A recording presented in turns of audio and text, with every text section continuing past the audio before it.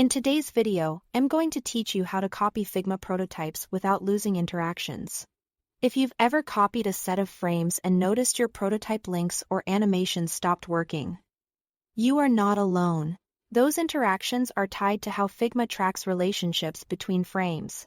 When you simply copy and paste, Figma may regenerate parts of that structure, which can quietly break your flows. The good news is there are two reliable ways to move or duplicate your work while keeping every interaction intact. Start by opening your design. With the file open, create a new page from the left side panel.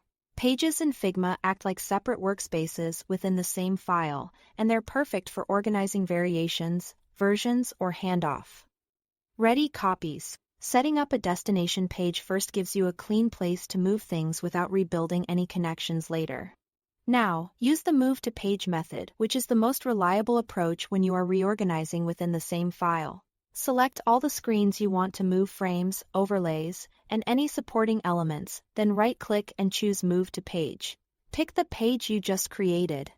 Because you are moving rather than duplicating or pasting, Figma keeps the internal wiring exactly as it is.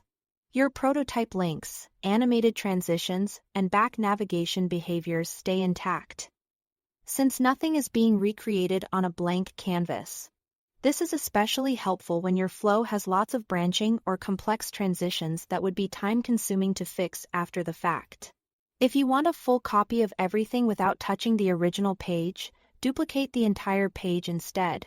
In the left sidebar, right-click the page name and select Duplicate Page. You'll get a one-to-one copy where all links, overlays, and animations remain functional. From there, you can safely delete any extra frames you don't need on the duplicate. This is the safest option when you want to experiment. Create a version snapshot or spin up variations while guaranteeing the prototype behaves exactly like the original.